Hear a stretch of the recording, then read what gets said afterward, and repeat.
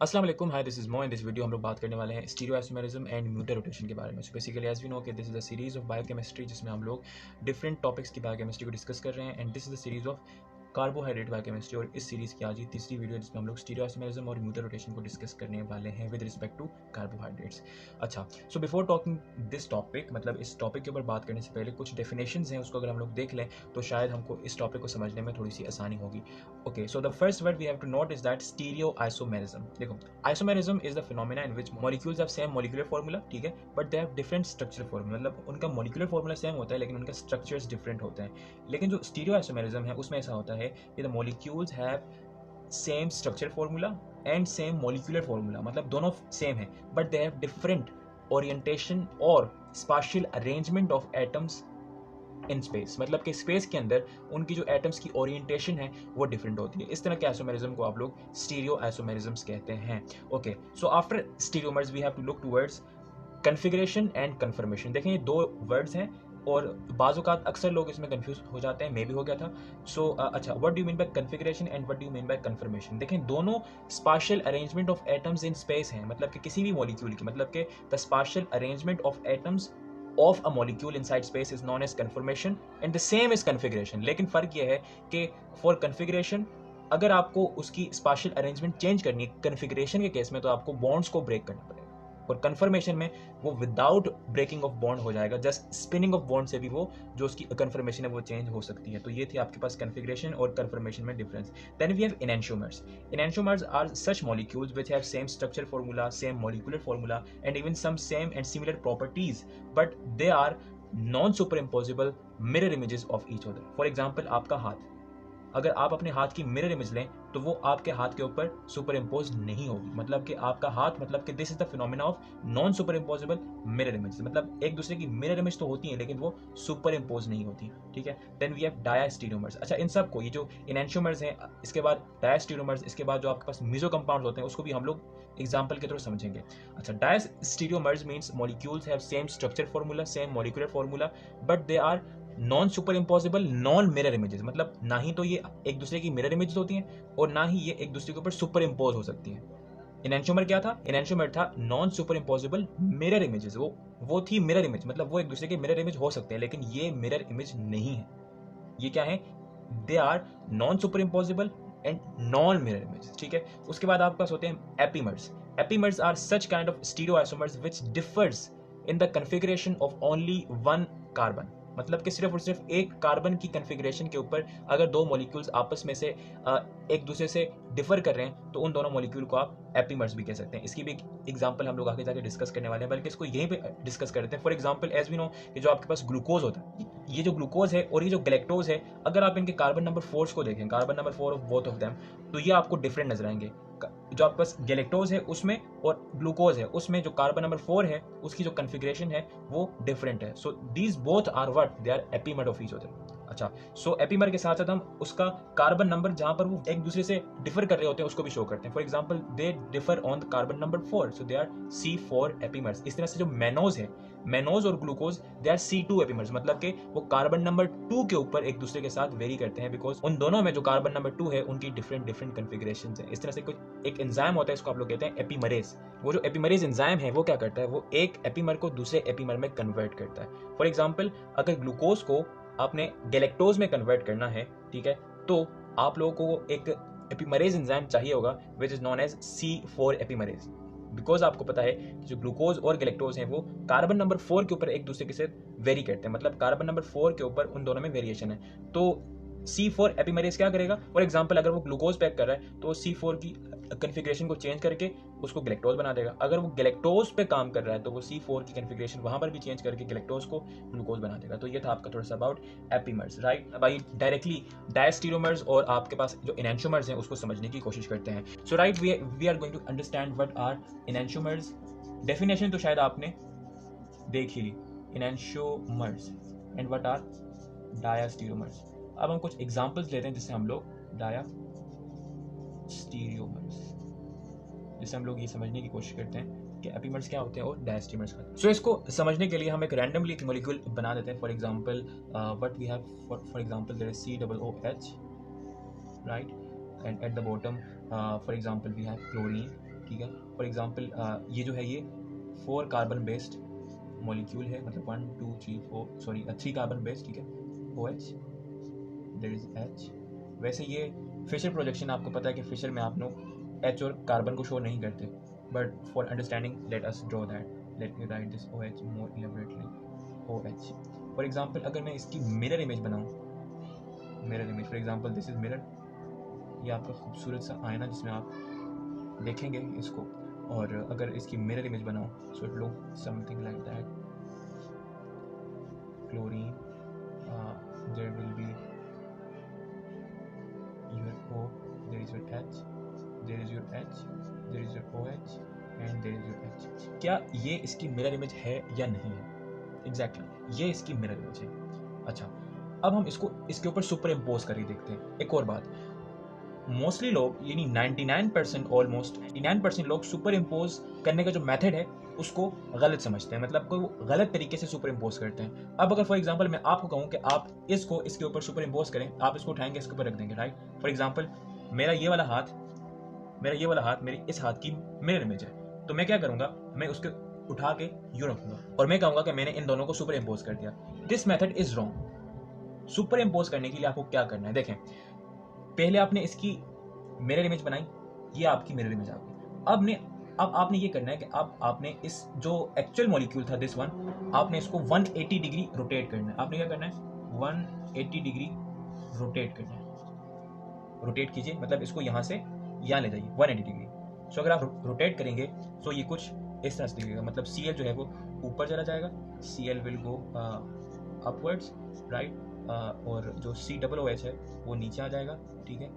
And ये वाला जो OH है वो यहाँ आ जाएगा, राइट देयर। ये जो हाइड्रोजन है वो यहाँ आ जाएगा, सिमिलरली हाइड्रोजन यहाँ पर एंड सिमिलरली OH यहाँ पर। सो आपने अब ये 180 डिग्री रोटेट कर दिया। अब इस मॉलिक्यूल को उठा के इसके ऊपर रखें, हाइड्रोजन छुप जाएगा, OH छुप जाएगा, ये भी छुप जाएगा, लेकिन ये कार्बोक्सिलिक एसिड का क्लोरीन के पीछे छुप सकता है? नहीं। सिमिलरली ये क्लोरीन इस कार्बोक्सिलिक एसिड के पीछे छुप सकता है? नहीं। मतलब these two molecule are mirror image but they are non superimposable. They are what? Non superimposable. Superimposable. So such molecules which are mirror image but they are non superimposable, they are known as enantiomers.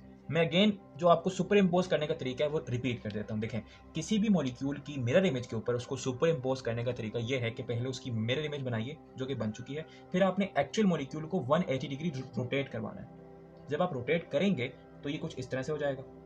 फिर आपने उस rotated 180 degree rotated molecule को आप उठाकर उसकी mirror image के ऊपर रखना है। अगर सुपर इम्पोज हो गई तो मतलब इट इज सुपर इम्पॉसिबल, और अगर इस तरह से नहीं हुई जिस तरह से इस केस में ये, तो it is non super impossible. So ये तो था एनांटियोमर्स। अब आइए डिस्कस करते हैं कि what are diastereomers. For example अगर मैं इस मॉलिक्यूल को, इसी मॉलिक्यूल की एक कन्फर्मेशन कुछ यहाँ लिखूँ, so it will look something like that. For example COOH, right, there is chlorine. इस मर्तबा दोनों के दोनों OH एक तरफ है, ओके। तो for suppose this is the actual molecule ना, और इसको हम लोग बीच में थोड़ी देर के लिए मिटा देते हैं बिकॉज अब इसकी हमें ज़रूरत नहीं है, अब इसका काम हो गया, ओके, ठीक है। अच्छा, तो क्या अगर मैं बीच में मिरर बनाऊं, देयर इज योर आईना, तो क्या ये इसकी मिरर इमेज है? नहीं, बिकॉज इसकी मिरर इमेज तो दूसरी थी, उसमें मतलब अगर ये मिरर इमेज होती तो ये वाला जो OH है वो यहाँ आता, लेकिन मतलब कि ये एक दूसरे की मिरर इमेजेस नहीं है। अच्छा, तो क्या ये सुपर इम्पोजेबल है? आइए करके देखते हैं। वैसे ही देखते हैं, फॉर एग्जांपल अगर क्लोरीन ऊपर ले जाएं और कार्बोक्सिलिक एसिड नीचे ले जाएं, सुपर इम्पोज नहीं, मतलब कि they are neither mirror images and neither they are superimposable, they are diastereomers. So I hope so कि आपको एनांटियोमर्स और डायस्टीरियोमर्स में जो फर्क है वो आपको समझ आया होगा। सो अब आइए बात करते हैं स्टीरियोआइसोमेरिज्म्स इन कार्बोहाइड्रेट के बारे में। सो अब आइए बात करते हैं आइसोमेरिज्म इन कार्बोहाइड्रेट, या in short monosaccharides. Because monosaccharide के अंदर अगर कोई प्रॉपर्टी है तो वही बाद में जाके पॉलीसैकेराइड्स या फिर डाइसैकेराइड या ओलिगोसैकेराइड में आपको शो होती है, okay.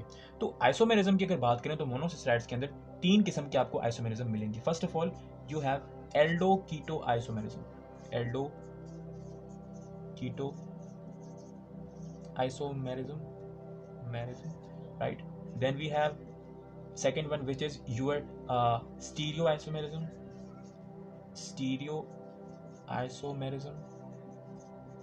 right? Then we have इसी की एक स्टीरियो आइसोमेरिज्म की एक ब्रांच टर्म है जिसको आप लोग ऑप्टिकल आइसोमेरिज्म कहते हैं, ऑप्टिकल आइसोमेरिज्म। सो भाई वन बाय वन डिस्कस करते हैं। What do you mean by aldo keto isomerism? Molecules that have same molecular formula but they have different functional group on the basis of aldehydes and ketone। आइए structure बना के समझते हैं कि जो Aldo and keto isomerism है इसमें क्या क्या डिफरेंस है, मतलब कि एक्चुअल में होता है क्या। फॉर एग्जांपल एक तरफ मैं बनाता हूँ अ 3 कार्बन बेस्ड एल्डिहाइड, मतलब कि 3 carbon sugar. So for example this is your double bonded oxygen hydrogen, this is your OH, this is your another OH, the rest of the valencies are fulfilled by hydrogens, right? This is one which is aldehyde। and for example अगर ketone बनाऊँ मैं तो ketone will look something like that। there is your ketone, there is C, there is the OH group, there is a hydrogen, right? there is another hydrogen and there is your OH and again hydrogens। okay, तो अगर आप इस molecule और इस molecule को देखें तो दोनों का जो मॉलिक्यूलर फॉर्मूला होगा वो सेम है। क्या है? C3 बिकॉज 3 कार्बन है, C3, राइट? अच्छा, हाइड्रोजन गिनते हैं 1 2 3 4 5 and 6, 6 he 1 2 3 4 5 6 exactly, H6, right? Oxygen कितने? ऑक्सीजन 3 आएंगे 1 2 3 और 3। एंड सिमिलरली आप इसको भी चेक कर सकते हैं C3 H6 O3। इसका जनरल फॉर्मूला क्या बनेगा? For example CN H2O N N जो कि यहाँ पर है वो है 3। अगर इसका जनरल फॉर्मूला बनाओ सो ये भी कुछ बनेगा CN H2O N और यहाँ पर N जो है वो C, मतलब कि they have same formula, in fact same empirical formula also. Check करें इसमें फॉर एग्जांपल 1 2 3 कार्बन, ठीक है? हाइड्रोजन कितने? 1 2 3 4 5 6, oxygen 1 2 3, same formula but they have different functional group. Why functional, why different? For example यहाँ देखें, यहाँ पर तो ये एल्डिहाइड है, दिस इज योर एल्डो। यहां देखें this is your keto. So same formula but different functional group, one is aldehyde one is ketone. Aldo keto isomerism को आप टोटोमेरिज्म भी कह सकते हैं। You can say what? You can say, let me raise it first, you can say tautomerism. अब tautomerism भी एक type है, टोटोमेरिज्म। उसमें क्या होता है? उसमें आपके पास पाई इलेक्ट्रॉन्स, ठीक है? और मतलब उर्दू वाला एंड हाइड्रोजन डिस्प्लेस होती है। Tautomerism defined as molecules which have same molecular formula but they have different location of pi electrons and hydrogen। for example अगर यहाँ देखें इस केस में तो यहाँ पर एक जो पाई बॉन्ड है वो इस कार्बन के ऊपर मूव कर चुकी है यहाँ पर, और ये जो हाइड्रोजन है ये इस तरफ इस कार्बन पे मूव कर चुकी है। For example this pi electron मतलब इस पाई बॉन्ड, ठीक है, is moved here and this proton, this hydrogen is moved here. So this is displaced pi electron and this is hydrogen. So this is what tautomerism. सो ये थी आपके पास Aldo keto isomerism. अब आइए बात करते हैं स्टीरियो आइसोमेरिज्म के ऊपर। ओके, तो स्टीरियो आइसोमेरिज्म हम लोग यहाँ पर एक मेन वाली डिस्कस करेंगे, which is what we have discussed also, is large D and large L sugars, exactly what we have discussed before। so for example suppose कीजिए मैं again यहाँ पर एक tetrose बना देता हूँ। for example in this case tetrose, aldo tetrose, carbon and carbon, there is your OH, right? there is your H, there is your OH and there is your H, this is your OH, this is your hydrogen, this is your hydrogen, same as there। so there is carbonyl carbon, let me do it as fast as I can।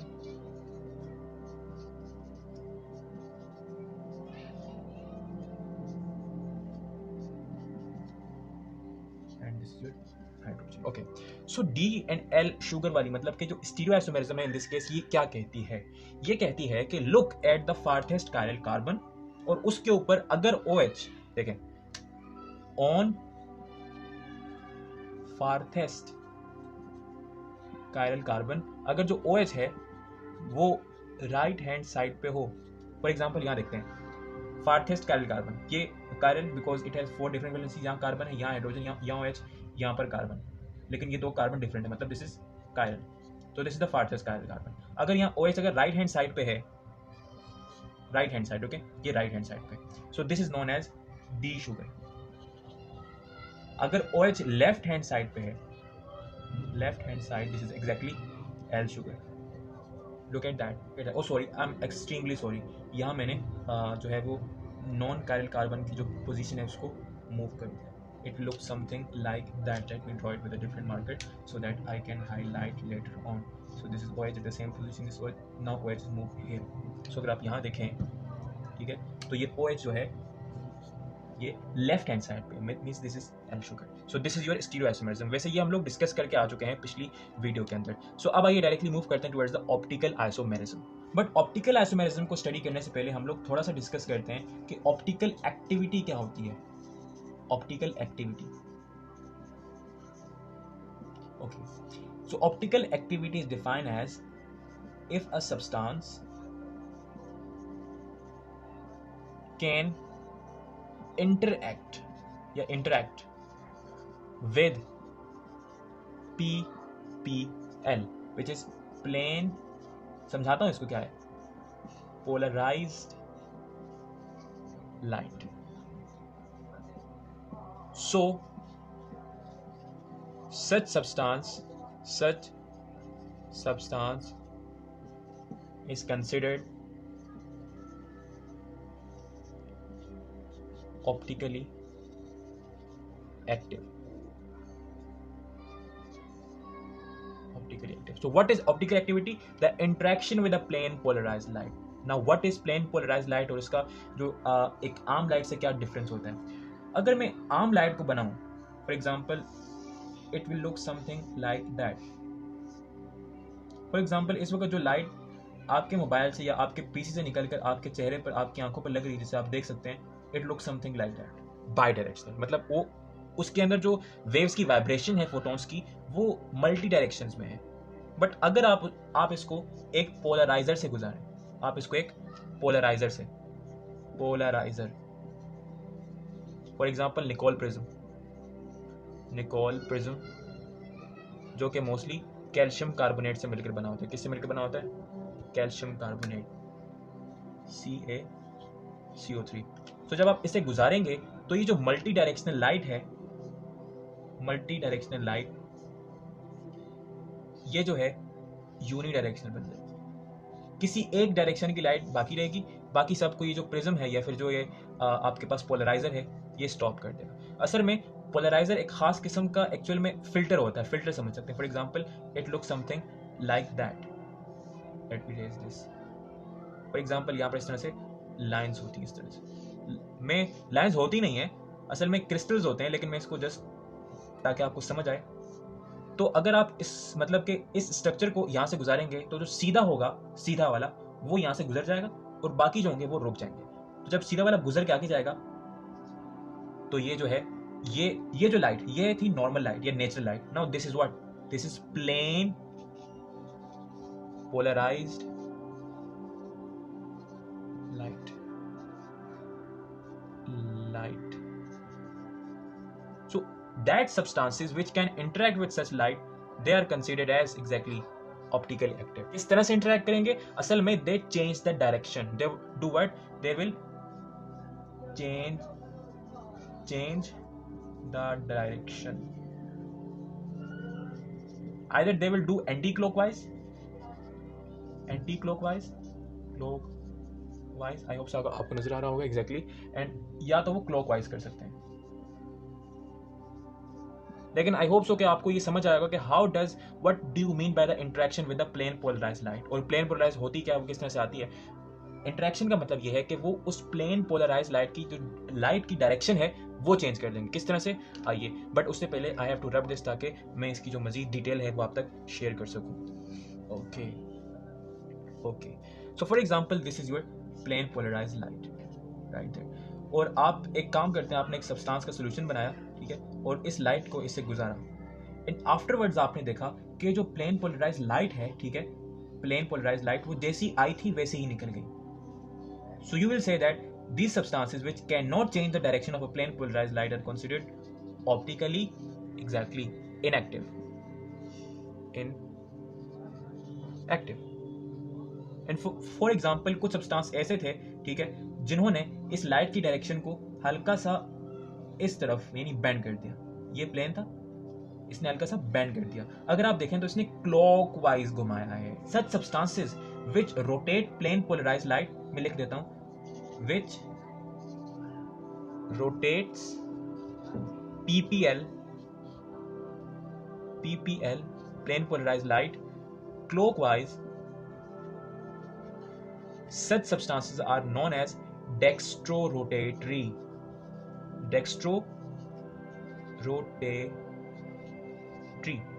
जिसको आप लोग chemistry में short notation में आप उसको small D से represent करते हैं. स्मॉल डी आप इसको एक पॉजिटिव साइन से रिप्रेजेंट करते हैं. ऐसे सब्सटेंसेस जो कि प्लेन पोलराइज लाइट को क्लॉकवाइज घुमाएं उसको आप लोग डेक्स्ट्रो रोटेटरी कहते हैं. And on the other hand ऐसे सब्सटेंसेस जो कि प्लेन पोलराइज लाइट को एंटी क्लॉकवाइज घुमाएं, anti clockwise, this is the plane, they are doing anti clockwise. So such substances which rotates PPL anti-clock. So such substances are known as exactly levorotatory, जिसको आप लोग chemistry की notations के अंदर, short notation के अंदर आप उसको स्मॉल एल या एक नेगेटिव साइन से रिप्रेजेंट करते हैं. अच्छा, सो पिछली वीडियो में मैंने एक कंफ्यूजन की बात की थी जो कि अक्सर लोगों को होती है. लोग ये समझते हैं, मोस्टली लोग, मैं खुद ये समझता था कि we can look towards the molecule, यानी हम लोग एक मॉलिक्यूल को देख सकते हैं और देख के बता सकते हैं कि आया वो डेक्स्ट्रो रोटेटरी है या वो लीवो रोटेटरी है. फॉर एग्जांपल मैं यहाँ पर एक मॉलिक्यूल बनाता हूँ और उससे हम लोग ये देखेंगे कि हम लोग कंसिडर कर सकते हैं कि नहीं. फॉर एग्जांपल मैं यहाँ पर एक अगेन टेट्रोज बनाता हूँ, लेकिन इस वक्त मैं सिंपल बनाता हूँ और सिर्फ जो आपके पास फार्थेस कार्बन के ऊपर जो OH है उसको रिप्रेजेंट करता हूं. For example this is OH, this is on this side and this is this, right, and this is OH, this is H and this is H. So this is the tetrose sugar, ठीक है, Aldo tetrose. Mostly लोग क्या करते हैं, mostly लोग देखते हैं कि वो इस आइसोमेरिज्म को इसके साथ मिक्स कर देते हैं. बिकॉज एज वी नो ना कि डी शुगर क्या थे, जिनके फार्थेस कायरल कार्बन के ऊपर OH राइट साइड पे था. तो वो देखते हैं कि अगर किसी शुगर में, अगर किसी मॉलिक्यूल में जो फार्थेस कायरल कार्बन के ऊपर OH है वो अगर राइट साइड के ऊपर होता है तो वो उसको ये कहते हैं कि वो डेक्स्ट्रो रोटेटरी है. और ऑन द अदर हैंड अगर वो OH लेफ्ट साइड पे है तो वो कहते हैं कि वो लीवो रोटेटरी है. लेकिन असल में ऐसा नहीं है. ये एक स्टीरियो आइसोमेरिज्म है, ये एक ऑप्टिकल आइसोमेरिज्म है. The large D and large L sugars are totally different from small L and small d sugars. Small L can be large D and large L can be small d. It depends on molecule and the geometry and the reactivity with the plane polarized light कि उसने light को किस direction में rotate करवाना है. You cannot tell physically by looking at the molecule कि आया उसने डेक्स्ट्रो रोटेटरी होना है या उसने लीवो रोटेटरी होना है. It depends on the molecule. ये सिर्फ और सिर्फ पोलैरीमीटर के अंदर स्पेक्ट्रोस्कोपी करेंगे. जब आप उस चीज़ की स्पेक्ट्रोस्कोपी करेंगे तब आप ये देखेंगे कि उसने किस डायरेक्शन में लाइट को रोटेट करवाया है. सो this is was optical activity and optical isomerism. Small L negative, small D positive. I hope so कि आपको ये समझ आया होगा. अब आइए बात करते हैं म्यूटर रोटेशन के ऊपर. सो भाई ये बात करते हैं म्यूटर रोटेशन के बारे में. लेकिन म्यूटर रोटेशन से पहले आपको एनोमेरिज्म का पता होना लाजमी, जिसको हम लोगों ने पिछली वीडियो में डिस्कस तो कर रखा है, लेकिन मैं आपकी इसके लिए इसको अगेन रिपीट कर देता हूँ. Anomerism, but for that I have to draw glucopyranose structure. So as we know कि जो आपके पास ग्लूकोपायरेनोज होता है, यानी जो आपके पास ग्लूकोज का जो साइक्लिक स्ट्रक्चर होता है वो कुछ इस तरह से दिखता है. देयर इज योर ऑक्सीजन, ठीक है. यहाँ आपके पास एक कार्बन के ऊपर जो OH है, अगर वो यहाँ हो, let me draw it first then I explain you कि क्या सीन है. CH2OH. So this is glucose, यानी कि यहाँ आपके पास ये इस तरफ होगा, ऊपर hydrogen, this is OH, this is hydrogen. Let me draw the second structure. So the second structure will look something like that. CH2OH,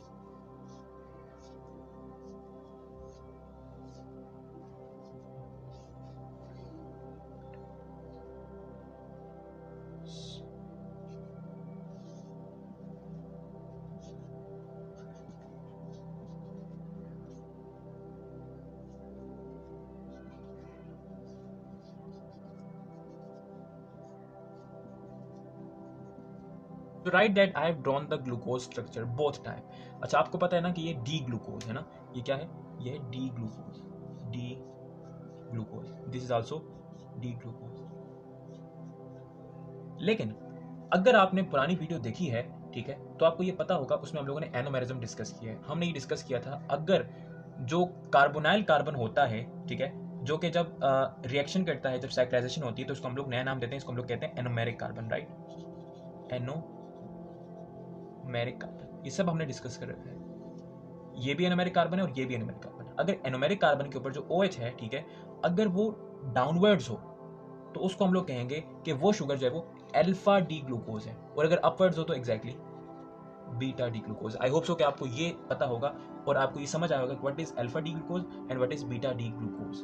अगर आपको नहीं समझ आया तो आप पिछली वीडियो देख सकते हैं, उसमें हम लोगों ने इसकी फॉर्मेशन भी बताई है और इसकी कन्वर्जन बताई है। अच्छा, एक और बात, मजे की बात यह है कि अल्फा और जो बीटा डी ग्लूकोज हैं वो आपस में इंटर कन्वर्टेबल हैं, they are inter convertible into each other, as you can see in the diagram कि आपके पास यहाँ पर अल्फा डी ग्लूकोज है और यहाँ पर आपके पास बीटा डी ग्लूकोज है। लेकिन अल्फा डी ग्लूकोज को बीटा डी ग्लूकोज में कन्वर्ट होने के लिए पहले लीनियर होना पड़ता है, यानी पहले लीनियर स्ट्रक्चर इख्तियार करना पड़ता है, फिर वो आपके पास जो है वो बीटा डी ग्लूकोज या फिर मतलब कि अपनी जो एनोमेरिज्म है वो चेंज कर सकते हैं। बिकॉज आपको पता है कि एनोमेरिज्म चेंज करने के लिए बॉन्ड्स को रोटेट करना पड़ेगा, and for the rotation of bond you must have to break the bond. So first of all you have to break, यानी एक शुगर को लीनलाइज होना पड़ेगा, फिर वो अपनी जो एनोमेरिज्म है उसको वो चेंज कर सकता है। मतलब कि अगर मैं यहाँ पर भी ड्रॉ करूँ, so it look something like that, मतलब कि अल्फा डी ग्लूकोज को बीटा डी ग्लूकोज में कन्वर्ट होने के लिए पहले लीनियर होना पड़ता है, as you see in the picture, and फिर वो बीटा में कन्वर्ट हो सकता है। ये तो था एक कॉन्सेप्ट। अब आइए डिस्कस करते हैं कि म्यूटर रोटेशन क्या है।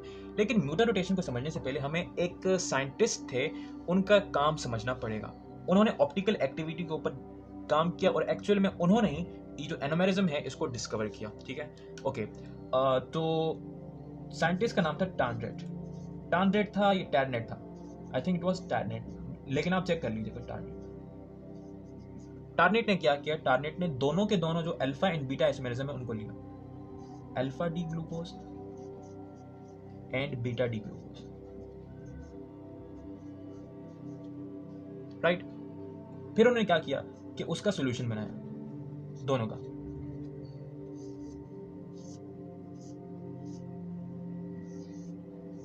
They have made the solution और उसको एक पोलैरिमीटर के अंदर, यानी एक स्पेक्ट्रोस्कोपिक मशीन के अंदर रखा, जिसने उसकी ऑप्टिकल एक्टिविटी फाइंड की, दोनों की बारी बारी optical activity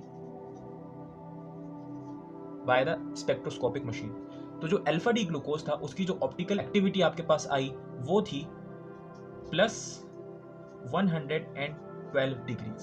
plus means dextro rotatory, यानी ये जो अल्फा डी ग्लूकोज है ये लाइट को क्लॉकवाइज रोटेट करता था, और जो बीटा डी ग्लूकोज है इसके सॉल्यूशन का एक बात याद रखिएगा, सॉल्यूशन बना के जो बीटा डी ग्लूकोज है उसका जो एट प्योर फॉर्म में, अच्छा ये अल्फा डी ग्लूकोज आपको पता है ना, it can convert into one another, लेकिन इन्होंने सिर्फ और सिर्फ अल्फा डी ग्लूकोज, यानी कुछ ऐसा किया, कुछ इस तरह की टेम्परेचर अरेंजमेंट्स की जिस पर सिर्फ और सिर्फ अल्फा डी ग्लूकोज एग्जिस्ट करता था, और इस केस में भी कुछ इस तरह की टेम्परेचर अरेंजमेंट की, यानी टेम्परेचर कुछ इतना रखा, प्रेशर को कुछ इतना रखा कि जो आपके पास ग्लूकोज की फॉर्म थी मेजॉरिटी वो आपके पास बीटा डी ग्लूकोज थी।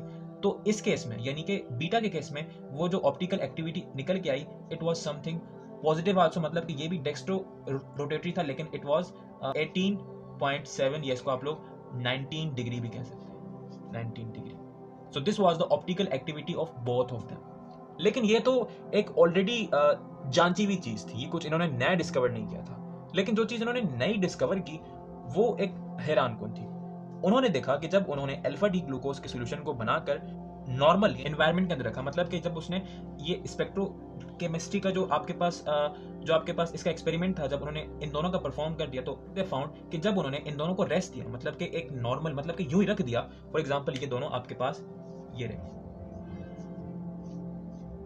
ये दोनों इन्होंने, मतलब कि एक्सपेरिमेंट खत्म हो गया, इन्होंने रख दिया कि अब मुझे नहीं करना, लेकिन एक्सीडेंटली उन्होंने कहा कि चलो अगेन चेक करके देखते हैं एट 25 डिग्री सेंटीग्रेड, मतलब कि eight normal condition at 25 degree centigrade.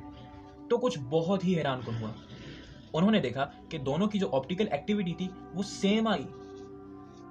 जो एक पर्टिकुलर कंडीशन जब आपने अल्फा डी ग्लूकोज का सॉल्यूशन को देखा तो वो इट वाज पॉजिटिव, यानी डेक्स्ट्रो रोटेटरी 112 डिग्री, और बीटा की थी +19 डिग्री। लेकिन एट नॉर्मल कंडीशन जब उनको नहीं पता था कि यहाँ पर क्या है, तो उस वक्त उन दोनों की जो मतलब कि जो प्रीवियसली अल्फा और बीटा था उन दोनों का जो ऑप्टिकल एक्टिविटी था वो सेम निकल के आई.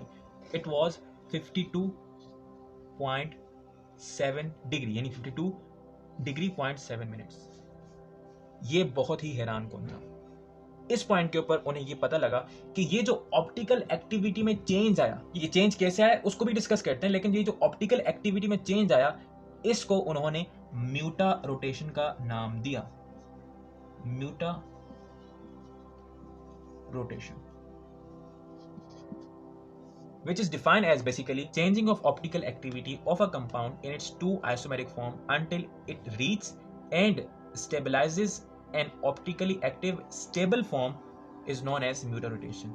इसको आप लोग यूं भी डिफाइन कर सकते हैं कि change in optical rotation because of the change in equilibrium between two anomers when the corresponding stereo center interconverts. अच्छा, ये जो म्यूटा है, it means mutual rotation. ये जो म्यूटा वर्ड आया है म्यूचुअल से,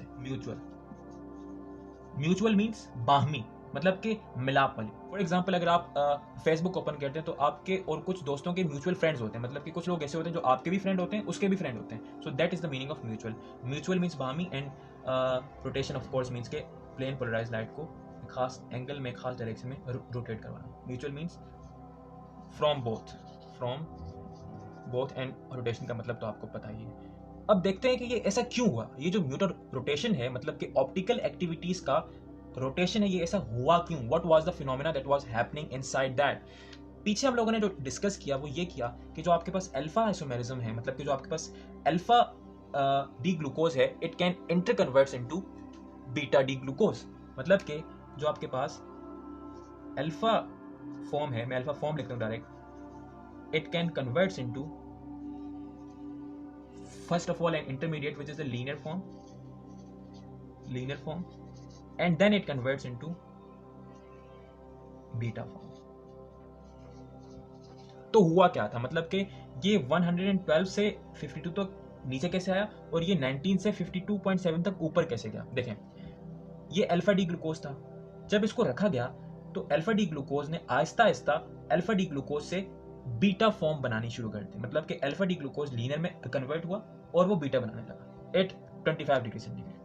और बीटा फॉर्म इसी इक्विलिब्रियम पे मूव किया, लीनियर फॉर्म बनाई पहले और उस लीनियर फॉर्म ने अल्फा फॉर्म इख्तियार की. और ये तब तक कन्वर्जन होती रही जब तक ये एक्विलिब्रियम के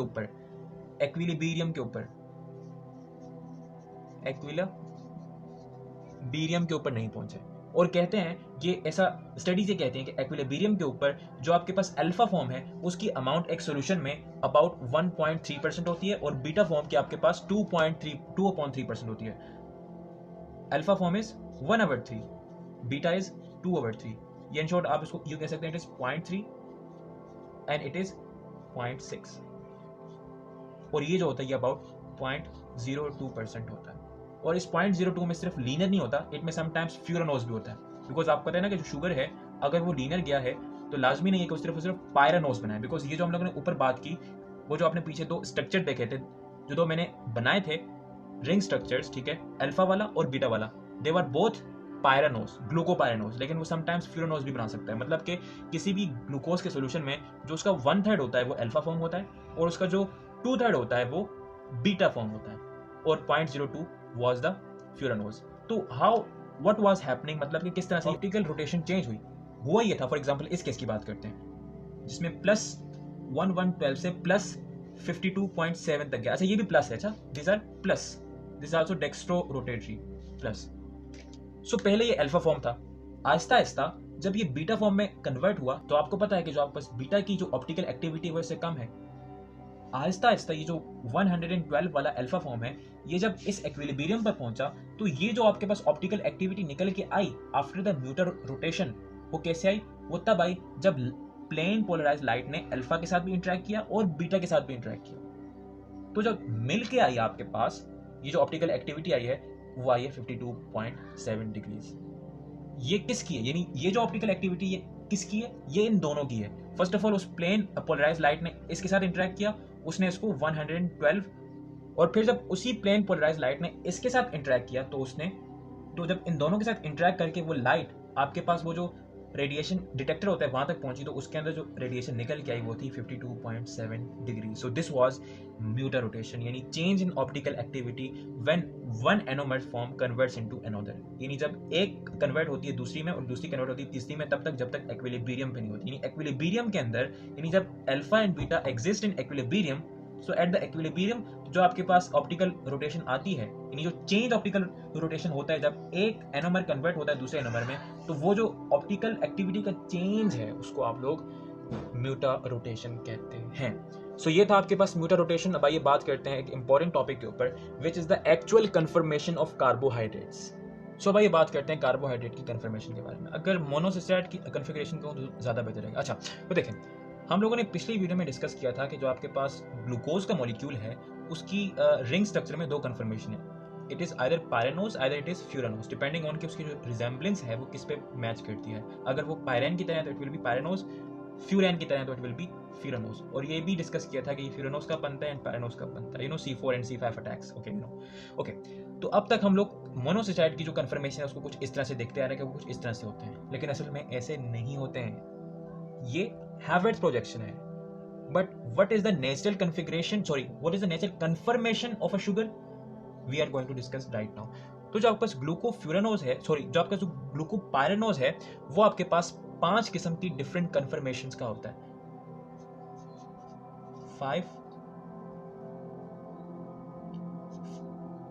5 डिफरेंट कन्फर्स यानी conformation. Okay, what is that? But उसके लिए लेट मी रेज दैट ताकि उसको हम लोग सही से डिटेल में लिख सकें. सो आपके पास जो आपके पास एज वी नो के 5 डिफरेंट कन्फर्मेशन है ग्लूकोपायरेनोज की. So the first one is chair. First one is chair conformation, chair. Second one is your half chair, ठीक है. चेयर मीन कुर्सी जिसपे आप बैठते हैं. Third is envelope,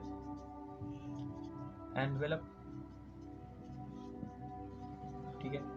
then we fourth have boat, कश्ती, and the fifth is skew. A very new name I think for you, but it is skew.